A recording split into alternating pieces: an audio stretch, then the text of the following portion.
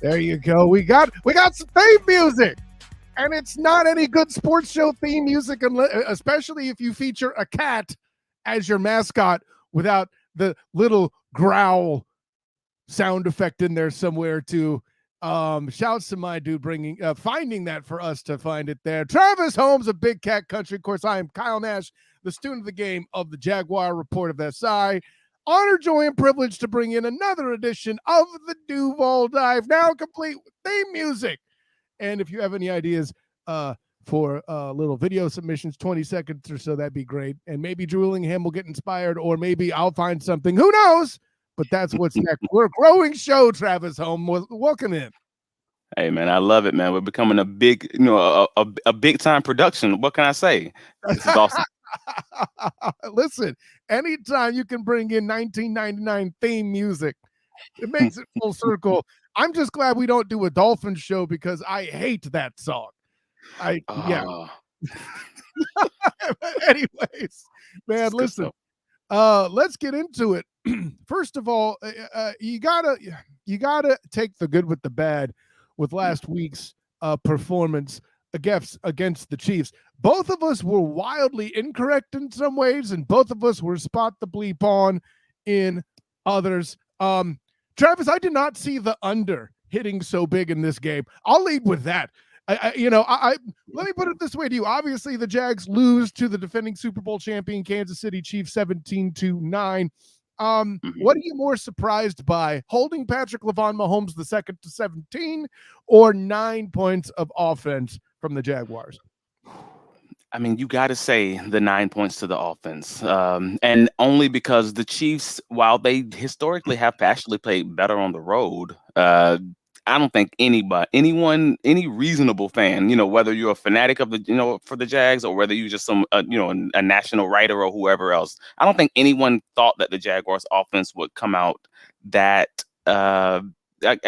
being that problematic as far as the red zone, as far as the money downs, as far as all of those things. And that really just destroyed, like, we literally could have been, in the let's say low 30s to high 20s, realistically in that game, just being better in the red zone. And that stinks. That's a hard thing to chew on in a loss. You mentioned all the writers and the personalities. Somebody else who agreed with you about the struggles in the red zones being basically unacceptable, especially the 0 for 4 portion on the one particular drive, was one Trevor Lawrence. He thought that was probably the most, I'll use the word frustrating on his behalf, I'll say, but a word I heard permeate throughout the post game from players and Coach Peterson in particular alike was pissed off. They were not happy coming in with such awful offense, and rightly so. I mean, in fairness, a little bit of toe drag swag from Zay Jones, away from scoring twice. Trevor missed a wide open. Also, I think it was Zay Jones. Calvin Ridley beelining right for the goalpost. Everyone took a sigh of relief, when he got up okay from that. That looked rough. Thank God they put pads on the pole, man. Holy crap. Just enough exchange all the way around. What do you think went wrong in the red zone for the offense there, Travis? Well, it was a mixture of a few things. I mean, you obviously have the first and you have the first and goal on the 1 yard line, and we now know, even though everyone was angry at Press Taylor for not calling that a run play, apparently he did call a run play on that, and Trevor called his own play a lot like he did against the Titans in 2022. He pulled it. Stop right there, real quick too. Something fans do that generally annoys me is they shout, "Oh, the play calling was bad." You do realize that if Zay Jones toe drag swags, that's one touchdown over there, they get 4 points. You do realize if they finish that drive, the one in question where Trevor calls his old number in a play that was just swallowed, by the way. Yeah. I mean, that's a second touchdown. Now all of a sudden we got free football. It's an overtime. And then you have the Ridley play with the overthrow that happened on the same drive also. That's literally 3 different drives that we're talking touchdowns instead of field goals on 2 of them. But the punchline is the play calling had opportunities on the field that just weren't done. people hate execution being used regularly by players after games as if it's coach speak. Travis, here it's true. And listen, I'm not necessarily a Press Taylor guy. I'm not anti or for really yet. I'm still kind of drinking him in, as you will, and what he does is running the offense. But from where I'm sitting right now, I can't put this on him. I can't do it. Execution was the thing here. No, fully agree, fully understand. Now you can't. He hasn't shown any, issues as far as any significant opportunities that we can objectively say, hey man, this is Press's fault. He should have done this versus that we haven't later found out. Nah, no, that worked. That was right. Or nah, that was wide open, or et cetera, et cetera. Like, and we've shown it again, the 4th down play with the 4th and 5 play. Well, actually, I'm sorry. I'm saying this like everyone knows. There was a 4th and 5 play in the game around the 50-yard line, and where many people before the half, I believe it was less than 3 minutes left before the halftime, and we went for it. Jaguars went for it and didn't get it. And many people said, you should have kicked it. You should have given it back to Kansas City deep in their own territory and made them drive the whole length of the field. Fair, whatever you want to call it. Like, I don't know. I mean, this is a team that's consistently going for it on 4th downs in aggressive situations. I'm not going to blame them for that. However, the play call worked. The play call worked. Kirk was open coming out of his break. We've seen that stick route, I don't even know how many times, tens of times since he's been here. And that is a bread and butter play. And Trevor simply doesn't throw it because he, out of his peripheral vision, sees Chris Jones. And I'm assuming that's what made him, just not let it go as soon as his 3rd foot hits the back of his drop back. And it's really unfortunate. But again, the play call worked. The execution didn't. And I'll see that and raise you this, that very same exchange. Oh, you should have punted it. Travis Holmes, if I knew your middle name, I'd have dropped it there. Travis Holmes, I wrote about this on the Jaguar Report this past week about this game and the missed opportunities that this game represented. It's funny. There were missed opportunities that made this game a missed opportunity to get a win in the AFC. Granted, at least last week, they got a division win. They still have plenty of gain out of that, and this is why this upcoming Sunday is a big deal. Also, an AFC South win opportunity, right? It's not like the Lions where it's awesome you beat the defending champs, but then the next week you take a conference loss, okay?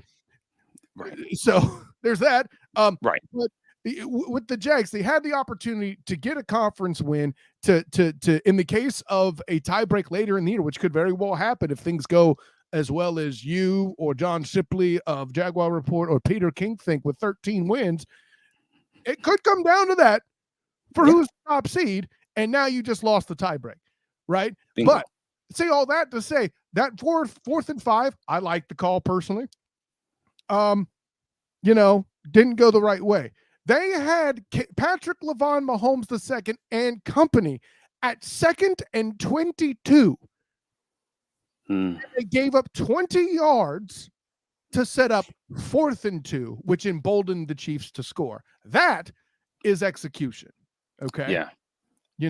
And that was one of the few, what I would call, I guess, disagreeable, bad. I don't want to say bad because that sucks. But it was one of the few questionable, schematically. One of my personal. I didn't like it. That was one of the few coverages that I didn't like, them playing soft because it was a long.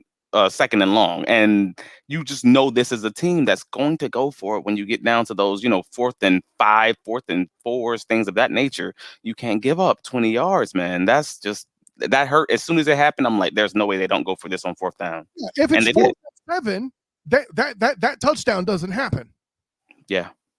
And there's so many what ifs, man. With 2 touchdowns in the game, Travis, back-to-back drives, right? One by Kansas City to close the half, and the double up after the field goal by the Jags to start the offensive action for the Chiefs. And I believe that one was to Travis Michael Kelsey. 4 catches for 26 yards and a touchdown. Listen, we said 6 for 80 something and a touchdown was a win. The defense did a great job overall with that. And I want to spend a little bit of time talking about 2 elements on defense for both teams that were definitely fun to watch. First of all, let's you and I take our bows for trying to tell people Chris Jones was going to be a problem, and indeed he was. Listen, poor Anton Harrison, right? What a tough pair of assignments. At some point, you're dealing with DeForest Buckner and then Chris Jones. My goodness. Yeah, I mean, but that's the worst part about it is, interestingly enough, he didn't have to deal as much with DeForest Buckner in week one, because that was the interior of the offensive line who had to take on that monster, and it was a mess because you coming into the game, there wasn't a standard as far as, hey, we know for sure that they're going to put Chris Jones over Anton. There was an equal thought process from the people that I talked to that, no, we don't know. He's going to be all over the place. He's going to be here. He's going to be there. He's going to be all. So I'm assuming the coaching staff's thought process going into the game was, we have three interior linemen who are injured, who just had a rough game against DeForest Buckner. They're going to need help. We're going to have the running backs chipping inside to help those hobbled guys out. One who probably shouldn't have even been playing in Brandon Scherf, if we were going to keep it 100.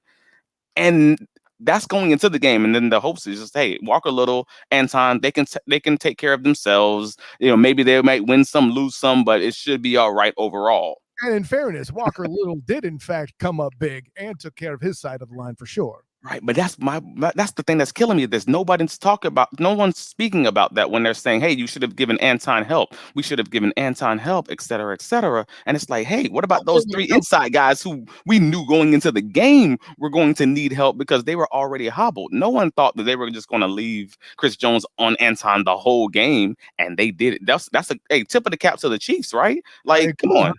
Hey, no one else said it, but that's why we do the Duval dive, Travis Holmes, so we can tell the people the stuff they ain't getting talked about, baby. That's why we're here.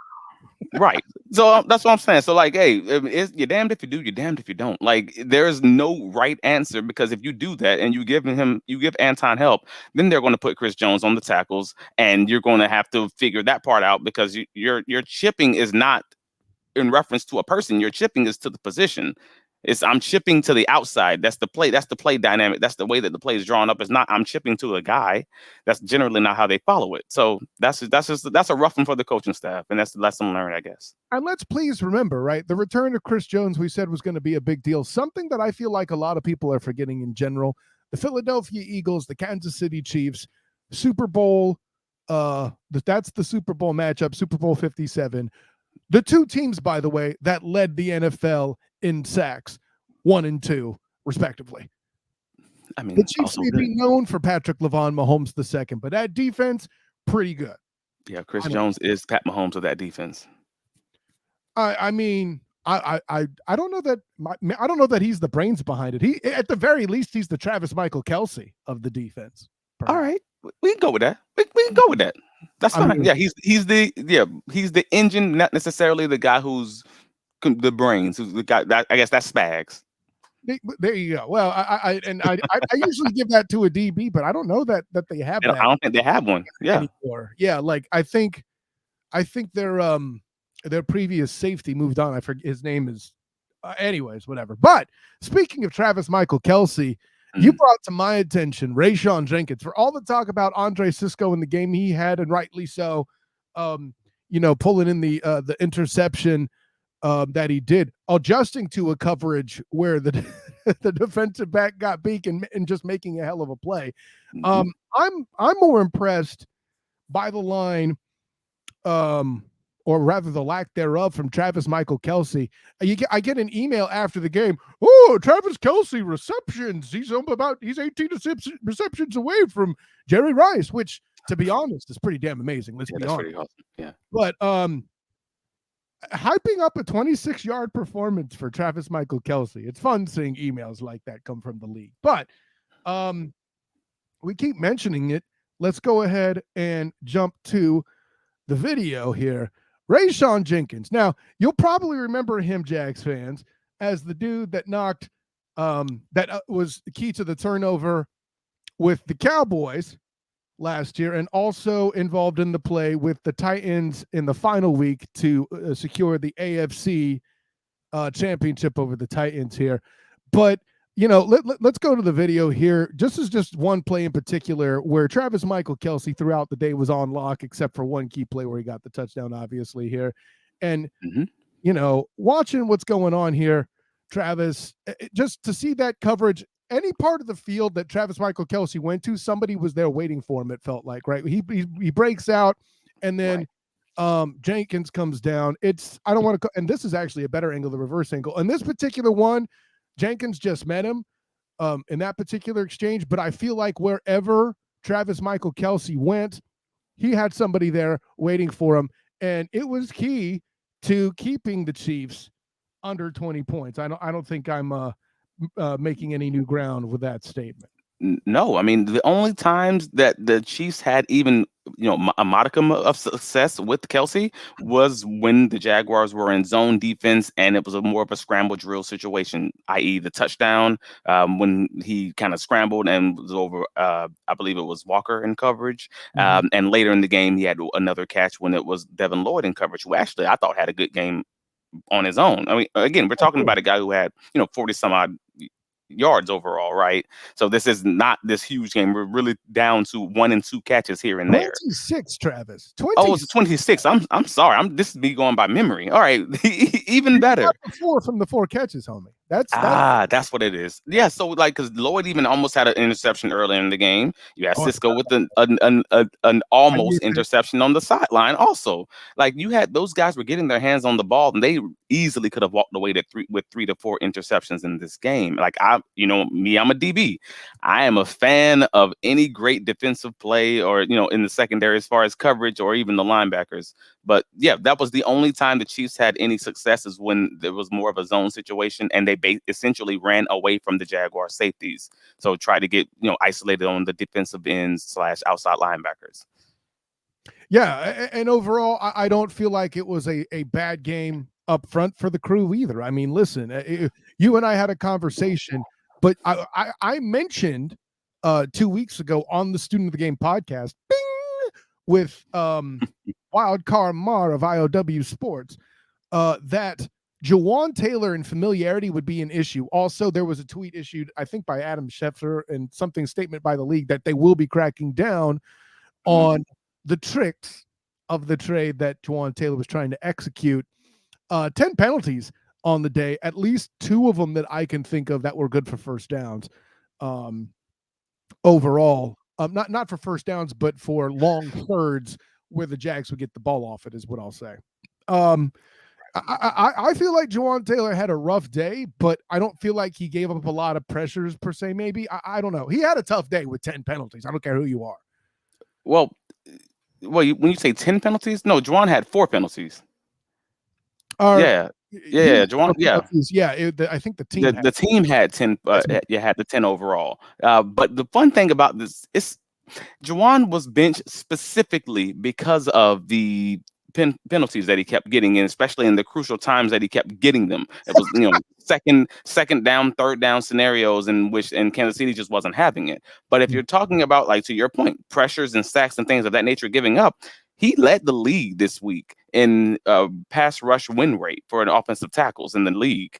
He was a 98%. He had a 98% win rate this week, Jawan Taylor. But it doesn't feel that way because, 1, he got benched for a series, and 2, he gave up 4 penalties. 2 of them 15. Yeah, 2 of them were 15-yard penalties.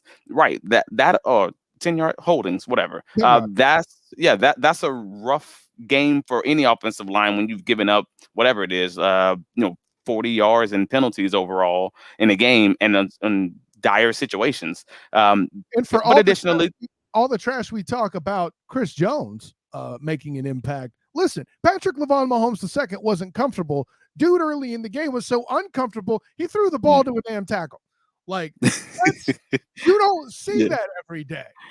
Well, and that's the weirdest part about it, is because everyone kept saying that in week 1, the Jaguars defensive line was doing a lot of quote unquote mush rush, where, you're not actually trying to make it home. You're trying to keep Richardson in the pocket, et cetera, et cetera, et cetera. And I actually didn't believe that they were purposefully doing that in week 1 when I looked at the film. I just thought they just weren't getting home. against Mahomes, they were purposefully doing it. And you can see multiple plays in which they could have easily beat the tackle to the outside, and instead they just stopped and stood it up just not to run past him. Like, you could see it on the film multiple downs. I Mhm. say that because the Jaguars also had the worst, they're tied for the worst with the Saints pass rush win rate for a defensive line unit in the NFL this past week, but it was purposeful. And that's the reason that, the stats don't always tell the story, because you can see, hey, you're playing against someone like Mahomes. Awesome. Let's, maybe this is the week that we actually don't try to get home, because we don't want to give him a run lane to, get out of that pocket and pick up a first down with. Which he did a Dope. couple times, by the way, and he And he pulled still all the did. big But yeah. it's Mahomes, man. The Oh, dude's yeah. a freaking magician. There are So just some plays that's going to happen. But I'm really interested in seeing what it's going to be like this week, because now we're finally, for the first time this season, in my personal opinion, playing against a team where they actually get the ball out on time pretty religiously. So you're not playing against some Mahomes who, he gets the ball out early, but you're not playing against a rookie who holds the ball forever. You're not getting either end of the spectrum at this point. You're getting a rookie who's going to hit his 3-step drop. He's going to go through his progressions quickly, and he's going to get the ball out. How will your defensive front look now that you're playing a basic, average, run-of-the-mill offense who just is on time, on ladies and schedule? gentlemen, this is what we call a segue. You see what this professional here, Travis Holmes, did? He said, "We're done talking about the Chiefs, Mr. Host, man. Let's talk about the Texans coming to town." And I don't blame you, because here, listen, I don't think, first of all, whatever happens in this Houston Texans game here in Duval, we're going to throw the tape away when it comes to the next Texans game. They are Mhm. missing so many pieces. I think the big one that jumps off the page is Stingley. Yeah. As part of a defensive unit in the secondary. That's pretty strong. And oh, by the way, this Will Anderson kid, pretty good. The CJ Stroud kid has been trending pretty nice. I don't think he's going to get rookie of the year, but I think he is showing signs of a dude that can build into being a pretty reliable passer in the NFL, with the football is what I should say. Yeah. Just a lot of good stuff going on there. By the way, in light of that, Shaquille Griffin likely reuniting with his former team, facing them in the corner spot. A whole lot of stuff. Travis is doing a dance. What is Reunited, and it feels so good. Yeah, I bet Jaguar fans have never been so excited to see Shaq Griffin's name. Oh yeah, this is the week for it, because you're playing against a team that historically runs that same Seattle cover three, which means, and we saw how he struggled against that. Mhm. Sorry, how Shaq last time we saw him struggled running that coverage. Oh, I'm ecstatic to see what this is going to look like. You have a Calvin Ridley versus a Shaq Griffin opportunity on multiple times throughout this game. Yeah. Oh, this should be great. And moreover, you have a defensive pass rush for the Jags that's facing a pretty beat up offensive line from the Texans themselves. Well, That's a rough go. this is that bounce back opportunity. This is the game that you want to see. But again, I to your point was well, I'm really impressed by CJ Stroud. I watched every single snap that he's played in his first two games, and kind of what I was saying earlier, the dude, he gets through his progressions. He's accurate. He doesn't take unnecessary sacks normally, unless you're like later in the game when it's just kind of like, hey, YOLO time. I got to take the team on my back, figure it out, and then he starts doing some wonky stuff when you start getting into those blowout situations. But if the Jaguars cannot let Houston keep this game close, because he is a guy who, again, stays on schedule. He will move the ball, and he will allow them those fighting opportunities, especially with that Texans defense. So we got to find a way to get home, hopefully quickly. And that goes back to our original conversation earlier, as far as that I want to see them beat an lineman quickly, because this is a team who they hit their progressions pretty, on time, on schedule. So it should be interesting. I would also expect that the coverage kind of eats breakfast instead of supper here, right? Meaning they get into the bottom in the early part of the route and the play development, rather than later in the progression in that Well, particular piece. Mike Caldwell, this is a fun one, because he's historically a guy who's going to just sit back in the first half of most games. And we've seen it often, so often, especially if you're going back into last year. Well, we will sit back early in the game, kind of figure out what other teams are going to do. And then in the second half, that's when we're going to start blitzing. That's when we're going to start playing a lot tighter. That's when we're Well, going to start. I'm not asking for blitzing necessarily. Yeah. And in fairness, when you're facing a Patrick Mahomes II, I could see that strategy. But Travis, they were pretty aggressive, or at least they were winning enough up front to seem aggressive. Again, that first drive, Patrick Mahomes II is throwing to his tackle. So either the defensive front did that well, or they're calling for more aggressive stuff from Caldwell. I don't think either's a losing proposition. And by the way, listen, I'm no defensive guru. I never coached defense like you did. But in my opinion, attacking a rookie quarterback is not a bad plan if you have guys that can get there, as both Josh Allen, and to his credit, for all the criticism that he took from people on this panel that aren't me, they're attacking up front pretty well with both Trayvon Walker and Josh Allen. Yeah, that's fair, man. That's fair. You get yours for him. I'm gonna get mine for Tank Bigsby. It's okay. That's also true. Yes, but no. I mean, when you're going up against a wide receiver core, that's not. I don't want, because they're NFL talent, yes, but they are obviously not, a top NFL wide receiver crew. I probably wouldn't say this is even an average one. Okay. Right, like you got Tank Dell, Nico Collins, Robert Woods, Dalton Schultz at tight end. You don't have very many guys who are going to run by you. You don't have a number one receiver, clearly. They certainly don't have Calvin Ridley. They don't even have a Christian Kirk, I would argue. Probably, yeah. Yeah, but they don't have so there are a lot of good possession receivers, and again, that's why they're really good about being on time. That intermittent time, intermittent range, where that 10, 15 yard range, they're good at sitting it down in that zone and trying to get those, stop routes, curl routes, digs, etc. But what they aren't good at, they're not going to run by you. So this is a game where, you have a Campbell, you have a Trey Herndon, etc. I hope that they're not giving these guys much respect and that they're in their back pocket, and maybe they may make this rookie make a mistake here and there. I mean, that's the hopeful part. Stopping the run, obviously going to be a big deal with the Texans too. I feel like that's how they got most of their success last year, when they ruined Tony Baselli's halftime ceremony, getting inducted into the Ring of Honor. But that's my concern this week. Again, do you allow Texans to make this thing turn? If they want this game to be a punch in the mouth, back and forth scenario, like they want it to be a close game, do not allow them to have this still being a close game going into the second half, or there will be some concern, rightfully, in Duval. Like we had to get those money downs right, those red zone scenarios, those third down scenarios, because we just haven't seen our offense perform in those situations up to the standard that we set, or the standard that they set for themselves. So, and let's wrap it up on this. Obviously, a win is a win either way, but a win that you walk away from happy, other than turnovers.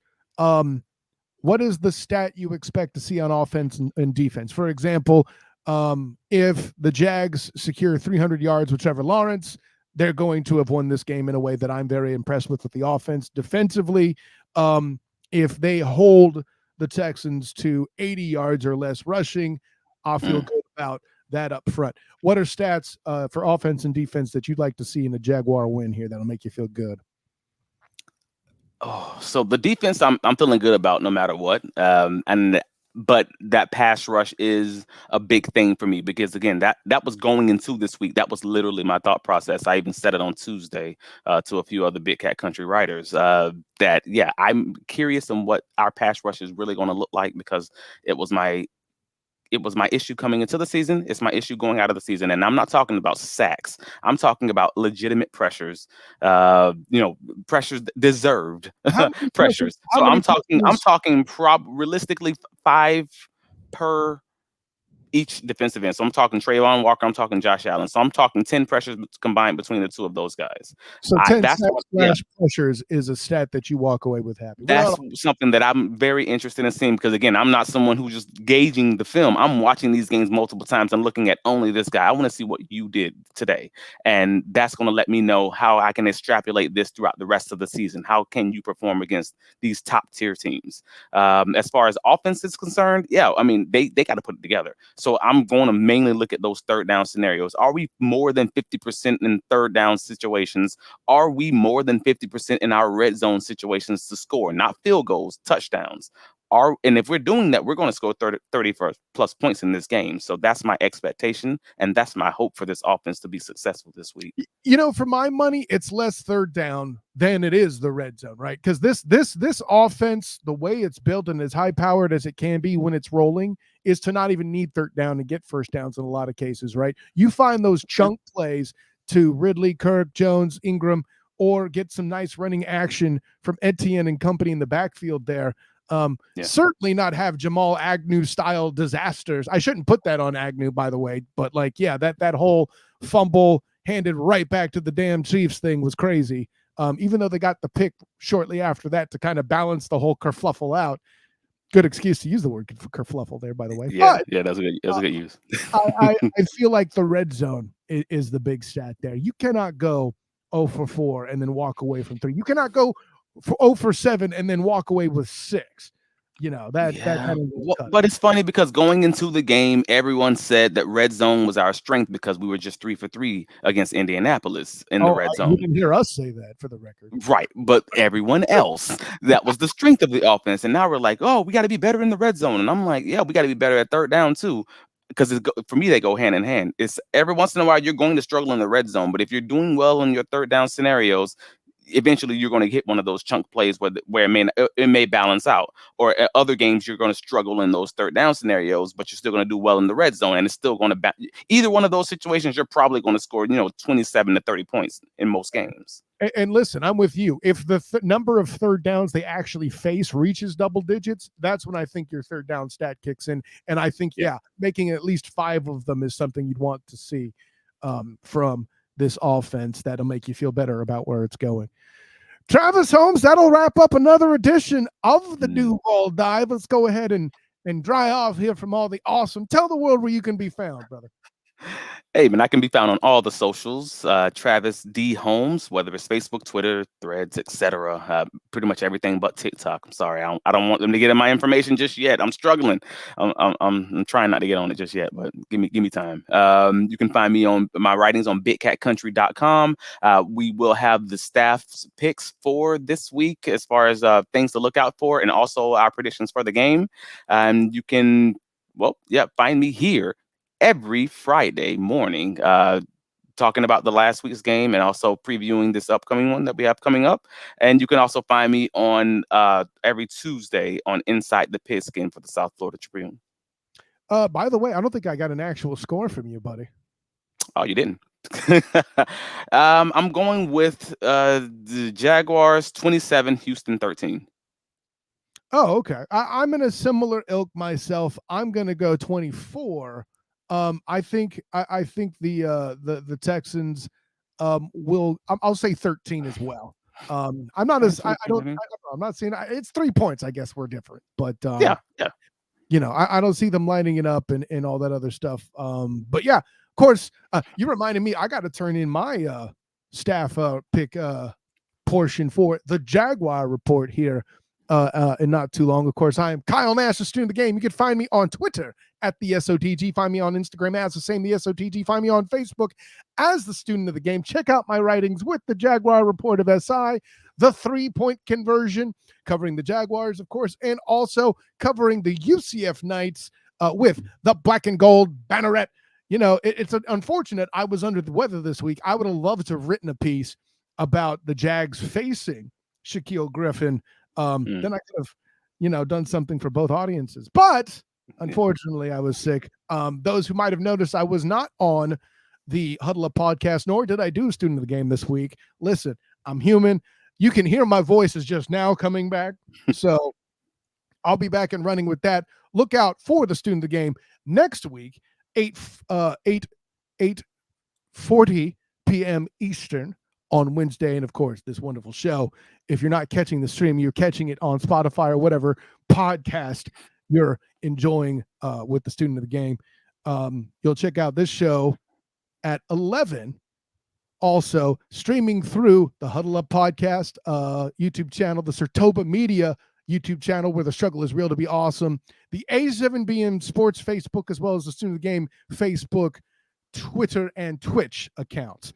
So that's all the different ways you can consume this absolute good time.